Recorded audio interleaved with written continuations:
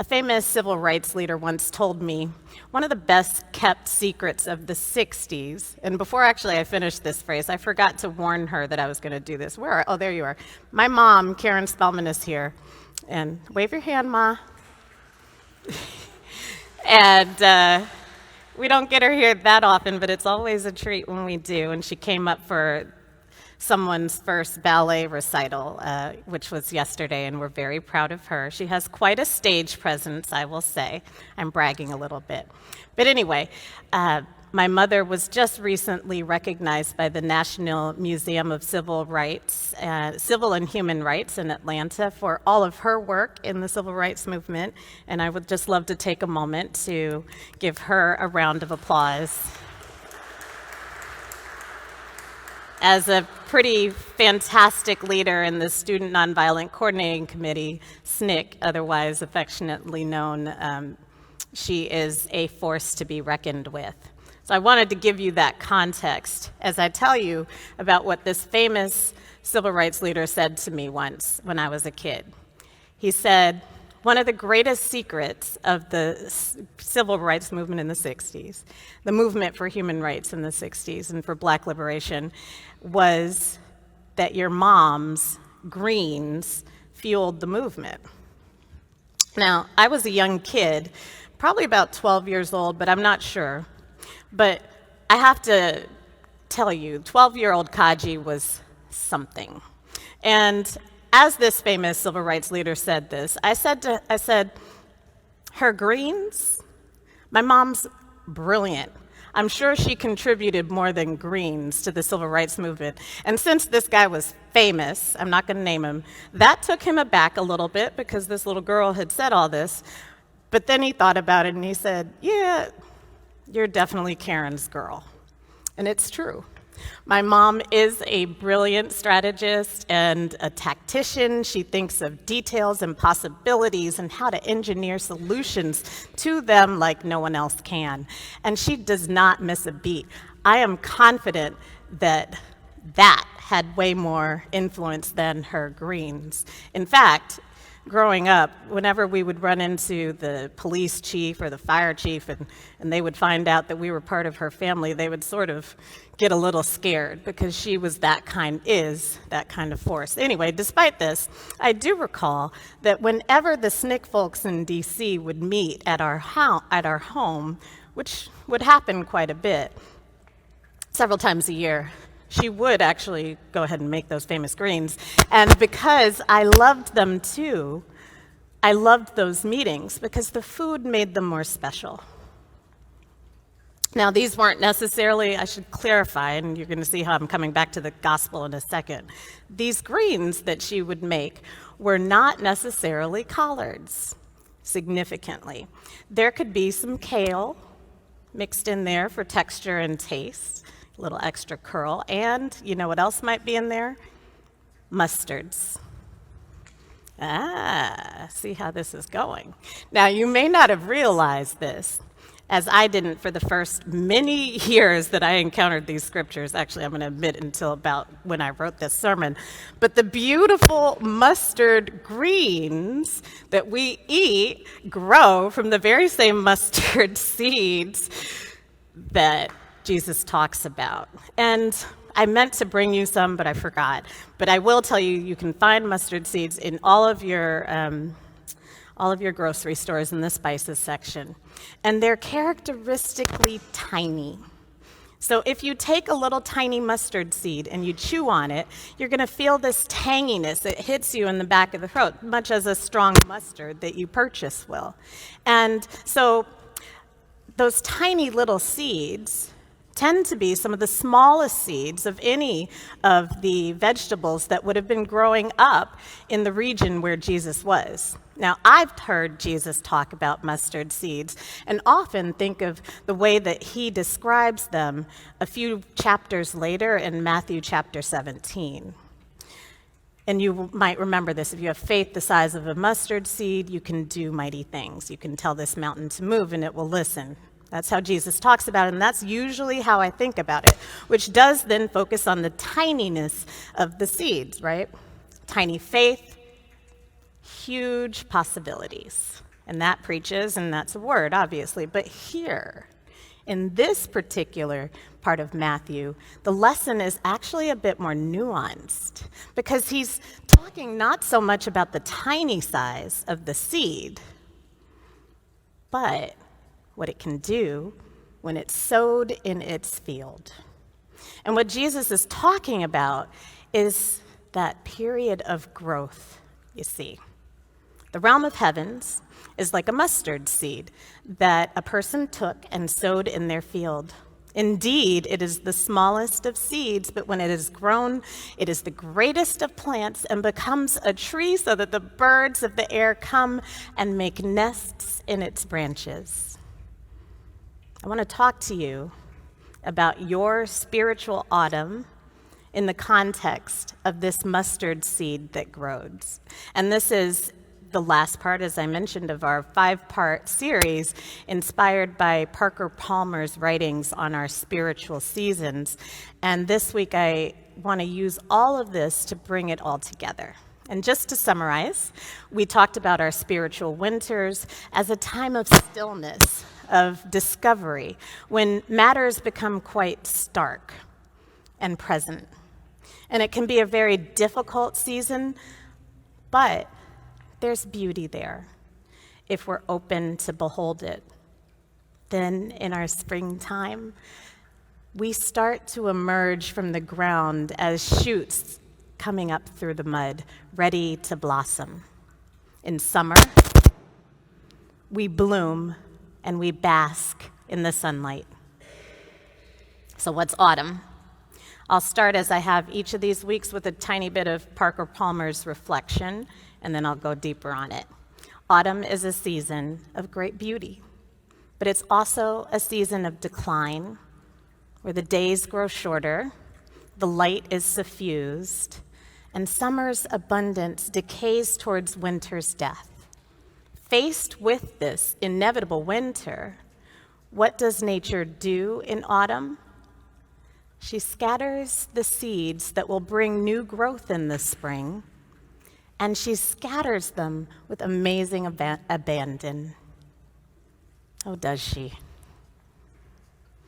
I appreciate the movements here, and I'd just like to linger with you in them for a moment. First of all, in autumn, we have the resplendence, the change of seasons. Just think, here in New York City, this resplendence is so celebrated that it made the American Songbook. Just hear Billie Holiday telling us all about it.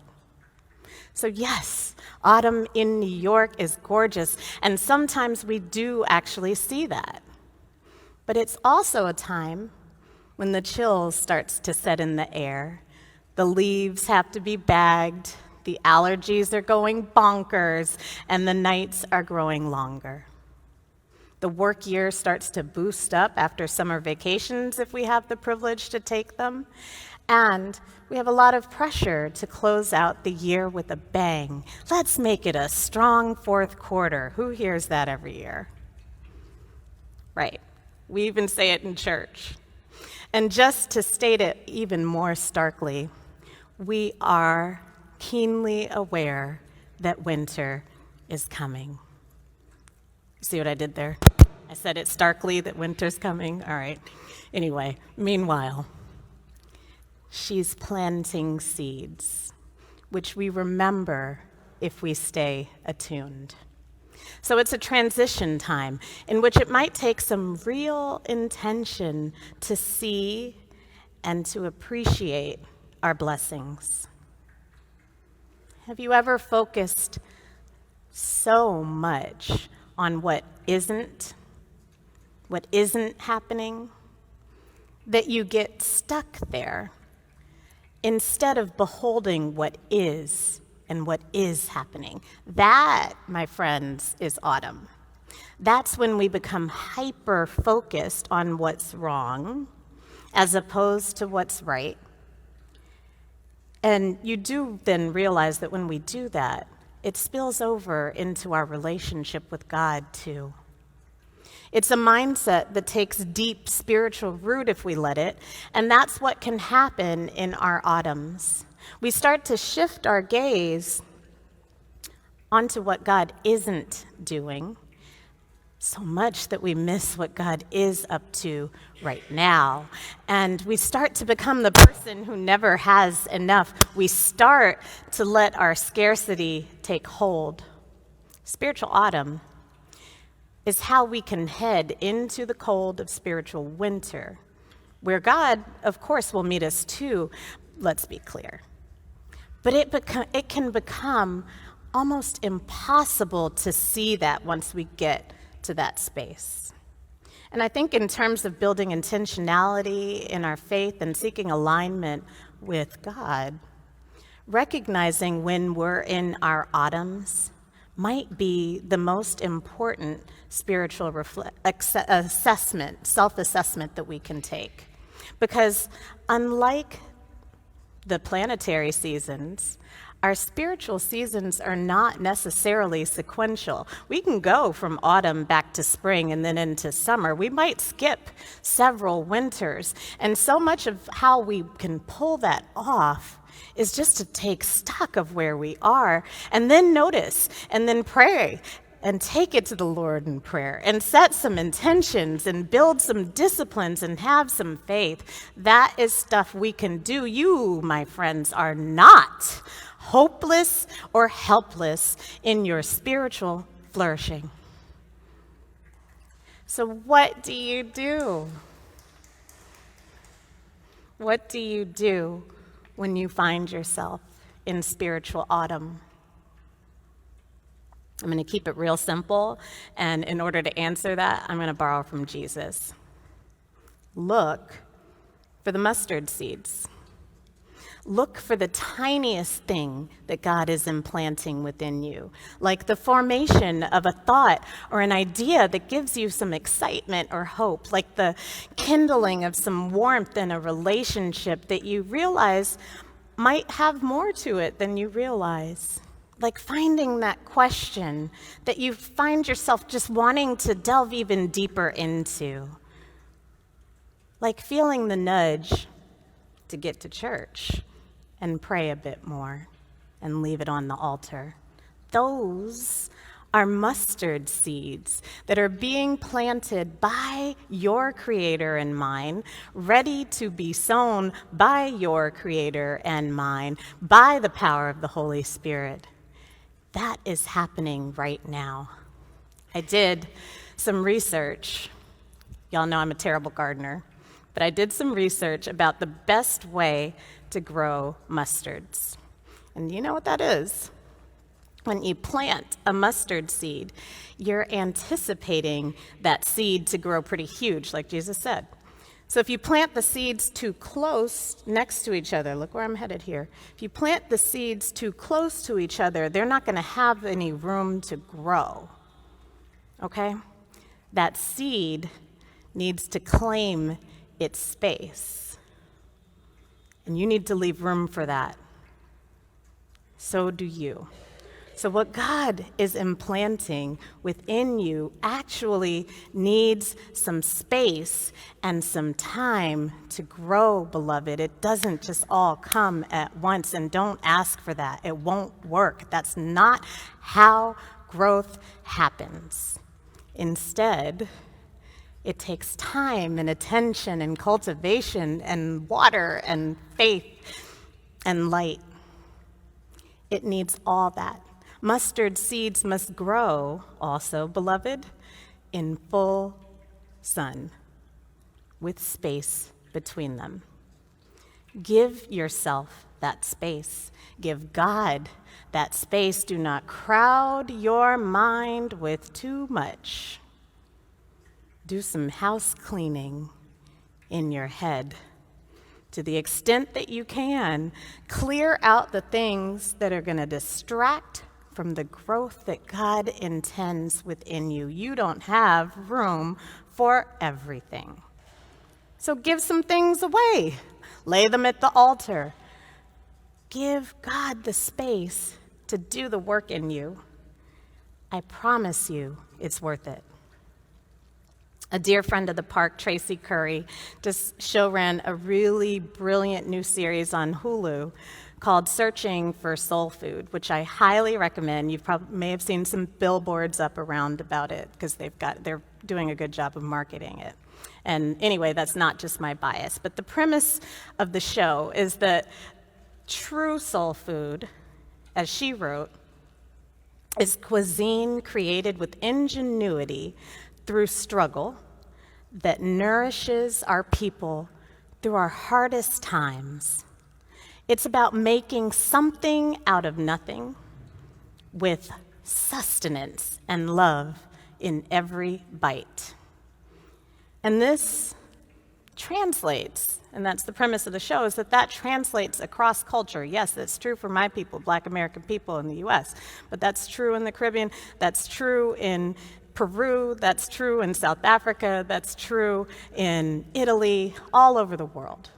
And the show explores that premise, which I think does resonate so deeply. It has some spiritual meaning, because food conveys love.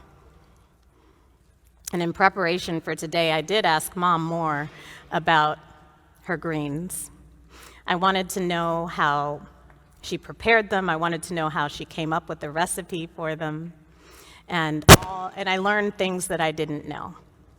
I learned that she had actually picked much of it up from her father's family, Texans. I learned that she incorporated mustards because her father, my grandfather, the Reverend Dr. Edwin Richardson Edmonds, always had them in his garden. In fact, the mustards were the most abundant crop in the garden. And Mom said that she remembers so clearly how the mustards actually stood out in the garden. They grew really, really tall, like Jesus said, and huge, and had a characteristic chartreuse color to them. They were gorgeous. Now, I had no idea my grandfather had a garden because in my lifetime, he was blind and he had trouble getting around. And apparently he was blind then too, but just not so blind that he couldn't keep a garden. You know why? Because he had to. Everyone in the black town of Oklahoma,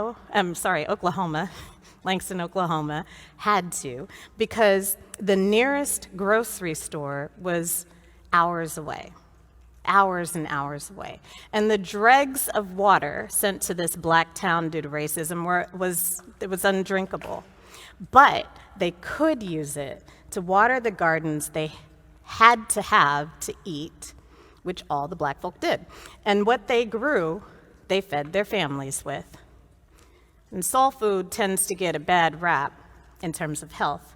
But when we take a closer look, we learn something different.